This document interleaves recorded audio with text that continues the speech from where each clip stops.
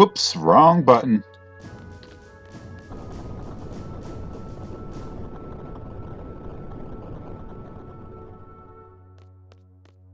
Yeah, you think?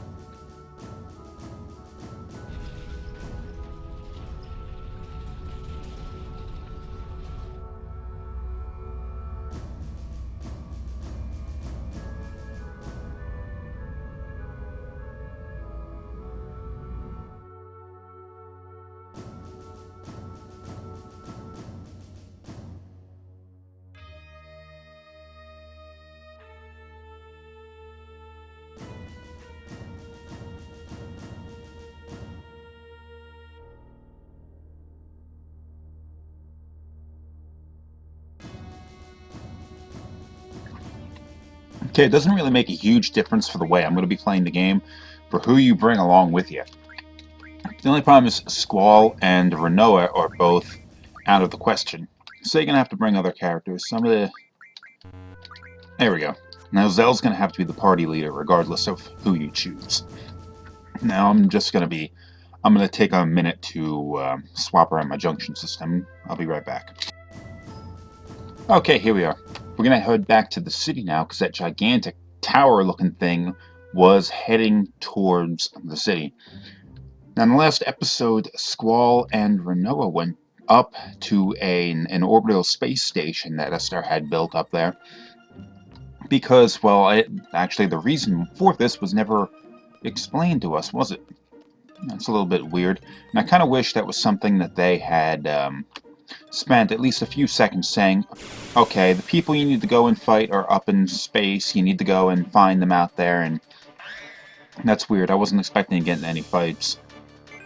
You don't have anything worth taking. I don't have the card command on my characters here, so I'm just going to have to go and beat it up. Wasn't expecting to get in any fights. Die, damn it.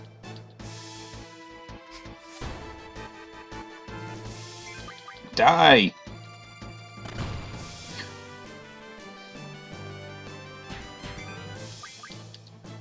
Anyway, Squall and Renoa are going to be are up in the space station. And the reason why they went up there is obviously because Renoa's been unconscious since the beginning of this disc. And Squall has been looking for a way to go and bring her back. Now you'd think, like, well, obviously there's some situation going on down here. And it would be better if Squall were down here to... No, help... Oh, encounter only half. Encounter none. Squall were down here to be fighting off all whatever situation's happening down here. But the reality is, Squall's been rather distracted ever since Renoa went into her coma. And, I mean, even if he is probably the best fighter of the group, he really isn't in any state of mind to really be an effective leader at this point. Ah, geez, the city is so big. I mean, on one hand, I kind of like how they went and did this to make it seem like a gigantic city. On the other hand, having to run through all of this crap in order to get back to the city is kind of a pain in the ass. Okay, here we are.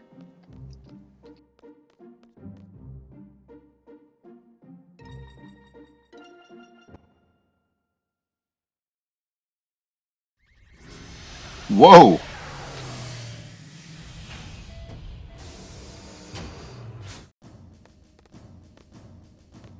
Okie dokie. We've returned back to Estar, and we're going to go and get to Dr. Odine's laboratory.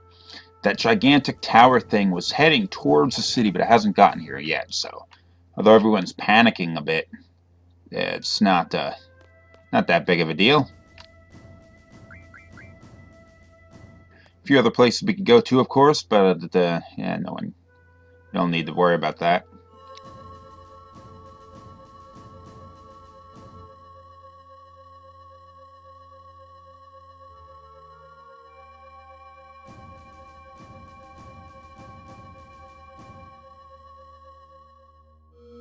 There we go.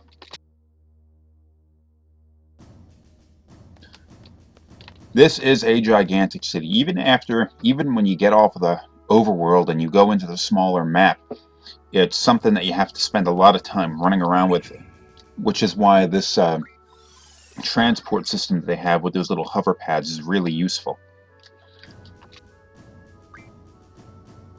It's in a good mood. What the hell for? But I mean, if you were to just run around on your own, which I'm going to have to do later on in this episode, it can be a real pain in the ass. Nope, another draw point. Might as well give all this stuff to Zell. Squall's not around, and Zell, unfortunately, a while ago, I sort of sucked away most of his magic and gave it to other characters, and he hasn't really recovered yet. But, you know, he's getting there. There's some really good spells you can find to draw points around Estar if you really want to. Search for them out. As long as you have the move find ability junctioned onto your characters, these different junction point, or not junction points, draw points appear, and you can start using them. Flare, that's a very powerful spell. In fact, I'm a little interested to see what kind of effect that could have if I immediately jump into the menu. Like, where's Flare? Okay, it's not as powerful as Full Life, but Full Life is a very... Well, I don't have many flares, so... You know, if I had more of those, that'd probably be one of the best spells that I had for junctioning.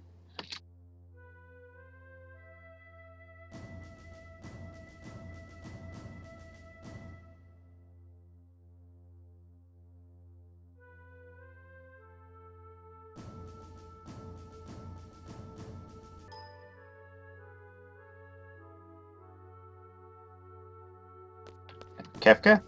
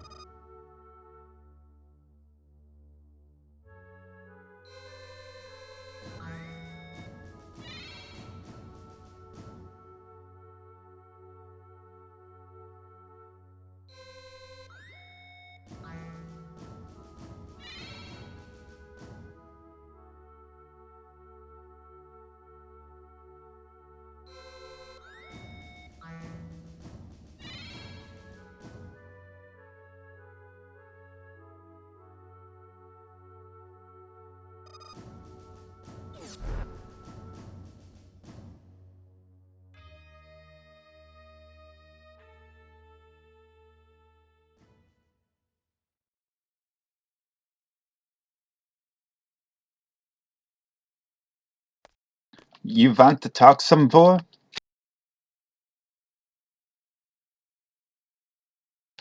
The culprit is not Zgalbada?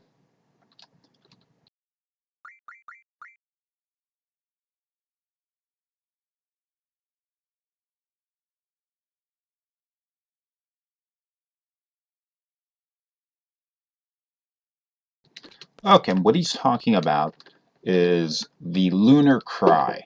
The Lunar Cry is something that you could read about if you went into the game's, like, the computer terminal in the garden and learned about the history of the game. The Lunar Cry is something that happens about every 100 years or so. 99 years, I don't know what it was. Where all the monsters that live on the moon accumulate in such large numbers that they spill out from the moon and come down to whatever this planet is supposed to be called. And that's where all of the monsters on the planet come from. Now this happens every 100 years or so, so it sort of like has this replenishing effect on the monsters of the world, so they can't ever really cause the extinction of all of damn it, can't really cause the extinction of all of these monsters by just hunting them down, because every 100 years they get replenished. So the monsters will always, forevermore, be a threat. Now, lunatic Pandora, I guess it's a reference to the Greek myth of Pandora opening Pandora's jar or box. This is not where we need to go. The Pandora myth was a Greek daughter of Athena or something like that opened up a jar she was told not to out of curiosity, and all of the evils of the world spilled out from it. I guess that's what lunatic Pandora is supposed to be doing, because it goes and unleashes the evils of the monsters that are on the moon. It's kind of a weak reference, but it's one that they apparently chose to make. But lunatic Pandora has the effect of accelerating this effect, causing the Lunacry to happen before it's supposed to. Every 100 years it's supposed to happen normally. Lunatic Pandora can make it happen whatever the hell it feels like. I imagine this was a piece of technology that the Cetra had produced, and why the hell they'd want to do that, I don't freaking know. This is also one of the irritating aspects of this game that really drove me nuts the first time I played it, because you have to go find these different parts of the city at certain points in time and be present there as the lunatic Pandora passes over the city. Now this is the first point. You can see the picture. It's a little hard to match up what you're seeing there with what you're seeing in the screen, but this is one of those locations. In fact, these guys go and confirm that for you if you talk about it. Now, okay. It's at the 15-minute mark, which is about 2.5 minutes away. It's going to pass over this area, and then we're going to have to go and try and board the thing. There will be one fight, and, well, I mean, I'm not going to stand here talking for 2 minutes. Oh, I got a level. I got some money. At that point, I'm going to jump on board, but I'm not going to make you stand here and watch and listen to me rant on about nothing for that time. So I'm going to shut the camera off, and I will meet you back here at the 15-minute mark. Boom! Okay, here we are 10 seconds from its arrival, and at the 15-minute mark, it will just sort of flash into existence.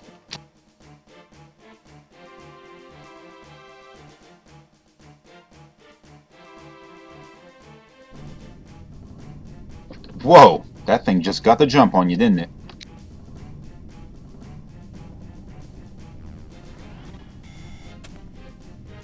Battle time.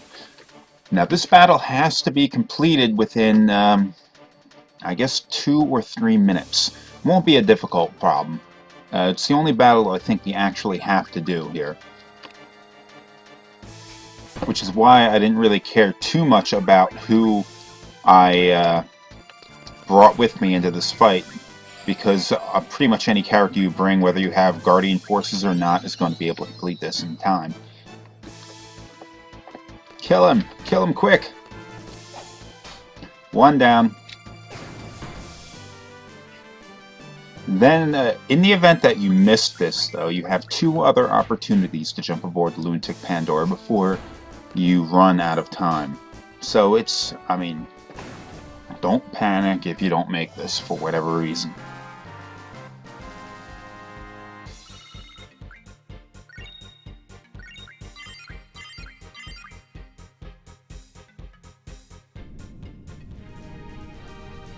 Get on board!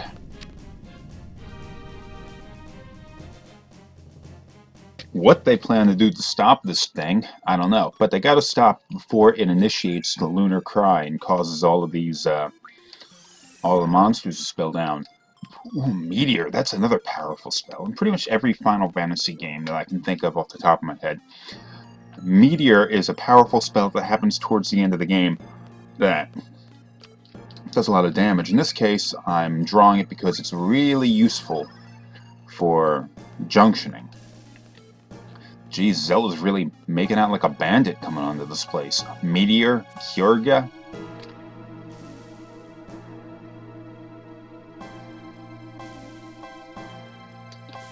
Oh geez, this place is starting to look familiar, doesn't it?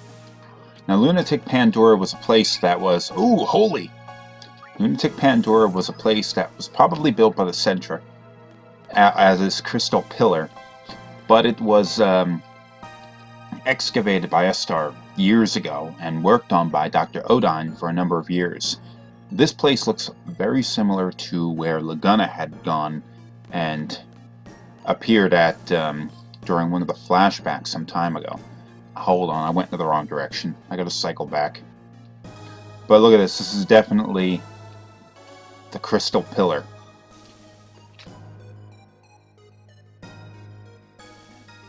Laguna had absolutely no idea what he had stumbled into at the time.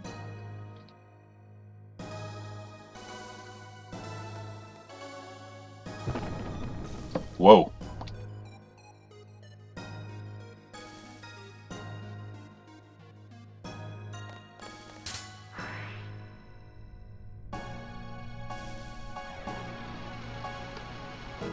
Well, that worked out.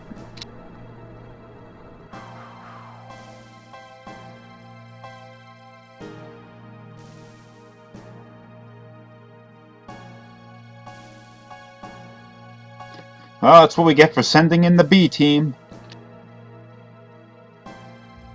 You didn't let it go. It tossed you out on your ass.